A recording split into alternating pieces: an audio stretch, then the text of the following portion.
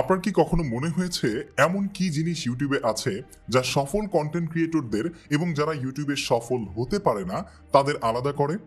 আজকের এই ভিডিওতে আমি খুবই গুরুত্বপূর্ণ 5টি এমন লক্ষণ আপনাদের সাথে শেয়ার করব যেগুলো প্রায় ছোট চ্যানেলগুলোতে দেখা যায়, এবং এই 5টি লক্ষণের মাধ্যমে আপনি বুঝতে পারবেন যে আসলে সেটা আপনার চ্যানেলে কতটা আছে এবং যেগুলো নেই সেগুলো কিভাবে প্রয়োগ করতে পারবেন সেটাও শিখতে পারবেন। দীর্ঘ 8 বছর যাবত ইউটিউব কন্টেন্ট ক্রিয়েশন নিয়ে কাজ করছি এবং বিগত 3 বছর যাবত একজন ফুল টাইম কন্টেন্ট ক্রিয়েটর হিসেবে নিজের পেশাকে এখানে বেছে নিয়েছি।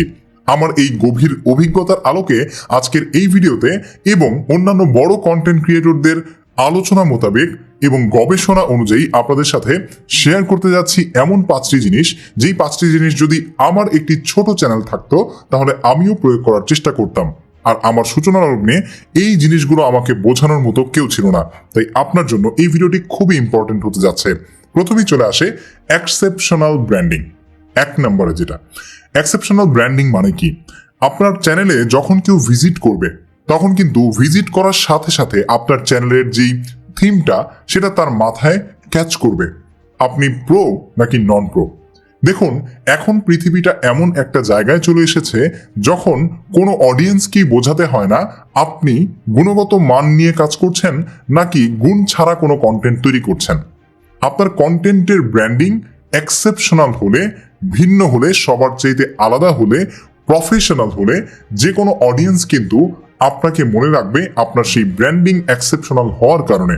আর সেই জন্য আপনার পুরো চ্যানেলটাকে আপনি কিভাবে সাজাচ্ছেন, আপনার চ্যানেলের কভার আর্ট, আপনার চ্যানেলের প্রোফাইল পিকচার, আপনার চ্যানেলের ডেসক্রিপশন, আপনার চ্যানেলের যে থাম্বনেলগুলো আপনি বানাচ্ছেন সেই জিনিসগুলোর উপর নির্ভর করে আপনার চ্যানেলের ভিজুয়াল যে আউটপুটটা আপনি এক্সেপশনালি ব্র্যান্ডিং করছেন সেটার উপর নির্ভর করেই কিন্তু আপনার ইউটিউব চ্যানেলটা আসলে কতটা গ্রহণযোগ্য সেটা একজন অডিয়েন্স চিন্তা করতে পারে।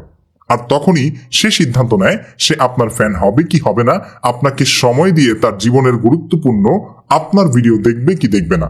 আর সেই জন্য আমি আপনাদেরকে সাজেস্ট করব, অবশ্যই চেষ্টা করবেন এক্সেপশনাল ব্র্যান্ডিং তৈরি করার আপনার নিজের, যাতে করে অন্য কাউকে রেপ্লিকা করে আপনার কন্টেন্ট তৈরি হচ্ছে এমন কোনো কিছু মনে না হয়, বরঞ্চ আপনি নিজেই একটা ব্র্যান্ড হয়ে যান। আর এভাবেই চলে আসে আমাদের পরবর্তী বিষয়, গ্রেট হুকস। একটা ইউটিউব চ্যানেল তৈরি করার ক্ষেত্রে আমরা যখন ভিডিও বানাই তখন আমাদের ভিডিওতে যেই হুক এটা অনেক সময় আমরা খেয়াল করি না। আর আপনার ভিডিওতে কোনো হুক আছে কিনা সেটাও আপনি এখান থেকেই পর্যবেক্ষণ করতে পারবেন। হুক মানে কি? আপনি ভিডিও শুরুতে এমন কিছু বলবেন বা আপনার ভিডিও শুরুতে এমন কোনো বিষয় আপনি এক্সপ্লেইন করবেন যেই বিষয়টাকে পরিপূর্ণভাবে বোঝার জন্য একজন অডিয়েন্স সেই ভিডিওটা অন্তত পক্ষে মিডল পর্যন্ত অথবা শেষ অবধি পর্যন্ত দেখার জন্য তার গভীর চিন্তাধারায় সিদ্ধান্ত নিয়ে ফেলবে এবং তার সাবকনসিয়াস মাইন্ডকে সে বুঝ দিবে যে এই ভিডিওটা আসলে আমার দেখা উচিত, কারণ এখানে আমার জন্য হয়তোবা ভ্যালু আছে। আর সেই জন্য একটা কন্টেন্ট ক্রিয়েটর যখন তার কোনো ভিডিও শুরু করছে তখন তার সেই ভিডিওতে সে শুরুতে কোনো হুক দিচ্ছে কিনা এবং সেটা গ্রেট কিনা সেটাও চিন্তা করবে। কারণ আপনার ভিডিওতে যদি হুক না থাকে তাহলে আপনার ভিডিও শুরুটা দেখার পর কেউ আর পুরো ভিডিও দেখা পর্যন্ত তার নিজের ধৈর্য রাখবে না এবং তার ভ্যালুটা আসলে সময়টাতে কি পরিমাণ ক্রস ম্যাচ হচ্ছে সেটা সে নির্ধারণ করতে পারবে না। যার কারণে অবশ্যই আপনার ভিডিওতে গ্রেট হুক থাকতে হবে। এমন বড় বড় কন্টেন্ট ক্রিয়েটর দেখবেন যারা তাদের ভিডিও শুরুতেই হুক নিয়ে আলোচনা করে। হুক কি? হুকটা কি সরাসরি বলে যে আমার ভিডিওতে এই হুক আছে, আমি আপনাদেরকে এটা দিব? না, আমি এই ভিডিওতে শুরুর দিকে আপনাদেরকে কি বলেছি আজকের এই ভিডিওতে আমি আপনাদের সাথে এমন 5টি লক্ষণ নিয়ে আলোচনা করব যেই 5টি লক্ষণ যদি আপনার চ্যানেলে আপনি পর্যবেক্ষণ করেন তাহলে বুঝতে পারবেন যে এগুলো আসলে ছোট একটা ইউটিউব চ্যানেল থাকলে আমি করতাম কি করতাম না, অথবা যারা সফল এবং যারা সফল না তাদের মধ্য থেকে ভেদাভেদ তৈরি করে এই 5টি জিনিস। আর যার কারণেই হয়তোবা আপনি এই সিঙ্গেল পার্সন যিনি এই মুহূর্তে আমার ভিডিও দেখছেন সে আমার ভিডিওতে ক্লিক করেছেন, সেজন্য থ্যাংক ইউ সো মাচ। সে কিন্তু এ পর্যন্ত ভিডিওটা দেখেছেন, ঠিক আছে? আর এটাই হচ্ছে আসলে হুক। হুক মানে আপনার অডিয়েন্সকে ধরে রাখার জন্য যে বড়শি, সে বড়শি আপনি এমন কিছু বুলি দিয়েছেন ভিডিও শুরুতে যে বুলির কারণে আপনার অডিয়েন্স এই পর্যন্ত আপনার ভিডিও দেখছে। 3 নম্বরে রয়েছে ক্লিয়ার ভ্যালু প্রপোজিশন। আপনি কি ভ্যালু প্রোভাইড করছেন একটা অডিয়েন্সকে সে আপনার ভিডিওটা দেখলে? কি ধরনের ভ্যালু পেতে পারে সেটার মানে আপনার অডিয়েন্সকে রিলেট করে দেয়। কারণ এখন এমন একটা সময় এসে আমরা পৌঁছেছি, কেউ আপনার ভিডিও অপ্রয়োজনে একটা সময় ধরে দেখবে না। তার কারণ সে তার মূল্যবান সময় জীবন থেকে আপনাকে দিচ্ছে, আর সেখানে সে কেন দিবে এটা বোঝার জন্য ডেফিনেটলি আপনি তাকে কি ভ্যালু দিচ্ছেন, আপনাকে সে যে সময়টা দিচ্ছে সেই সময়ের পরিবর্তে এটা যদি আপনি ক্লিয়ার না করেন, ক্লিয়ার প্রপোজিশন না রাখেন যে আপনার এই ভিডিওতে আসলে আপনি তাকে কি দিতে যাচ্ছেন, তাহলে সে কিন্তু আপনার ভিডিও দেখবে না। এবং সেই জন্যই আপনার চ্যানেলে ক্লিয়ার ভ্যালু প্রপোজিশনটা স্ট্যান্ড আউট করতে হবে। আর এক্ষেত্রে আপনি যদি এটাকে আসলে অ্যাটাচ করতে পারেন আপনার কন্টেন্টের সাথে, তাহলে ডেফিনেটলি আপনার চ্যানেলটাও কিন্তু যখন সফল কন্টেন্ট ক্রিয়েটর আপনি হতে চাইবেন তখন সেই কাতারে আপনাকে নিয়ে যেতে পারবে। পরবর্তীতে রয়েছে 4 নম্বরে আনফেয়ার অ্যাডভান্টেজ। আনফেয়ার অ্যাডভান্টেজ এমন একটা অভিজ্ঞতা বা এমন একটা জিনিস যেটা আসলে প্রতিযোগীদের পক্ষে নকল করা প্রায় অসম্ভব, যেটা আপনি খুবই গুরুত্বপূর্ণ একটা দক্ষতা বা বিশেষ কোনো দক্ষতা বা অন্য কোনো অভিজ্ঞতা বলতে পারেন, যেটা শুধুমাত্র আপনার এখন আছে কিন্তু অন্যদের পক্ষে সহজে অ্যাচিভ করা সম্ভব নয়।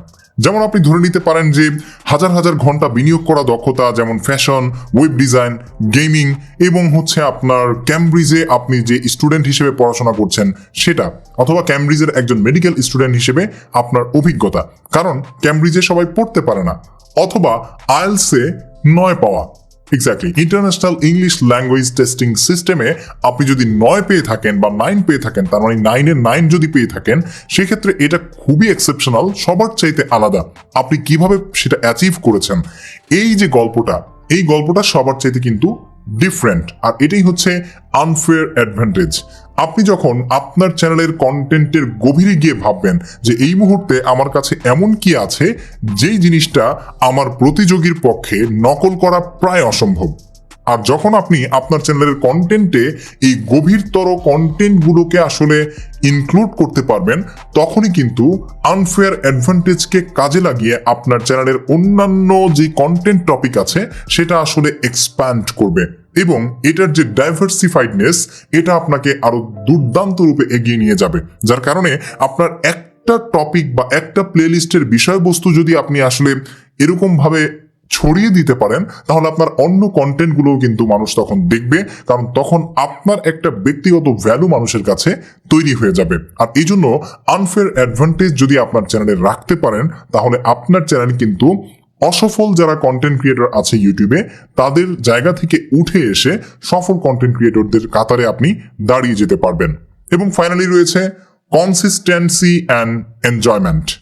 আপনি যে কন্টেন্ট তৈরি করছেন এটার মধ্যে কনসিস্টেন্সি বা ধারাবাহিকতা আপনাকে রাখতে হবে।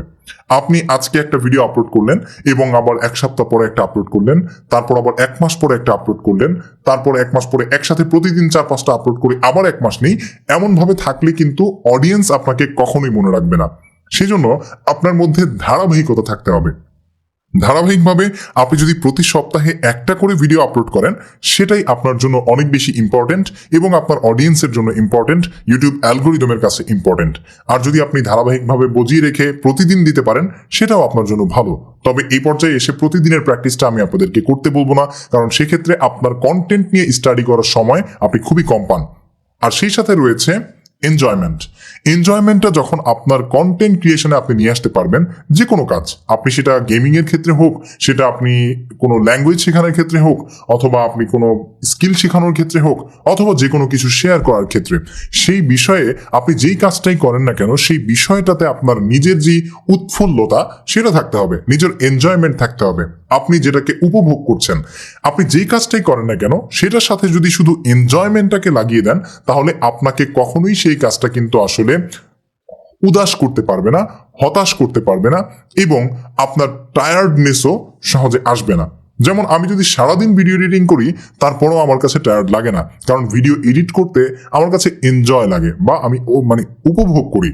আপনি আপনার প্রতিটা কাজকে আপনার কন্টেন্ট ক্রিয়েশনের এমনভাবে সাজানোর চেষ্টা করুন, যেভাবে সাজালে আপনি সেই কাজটাকে উপভোগ করবেন, সেটা আপনার এনজয় ফিল হবে, আপনার কাছে ভালো লাগবে, এমনভাবে সেগুলোকে সাজানোর চেষ্টা করুন।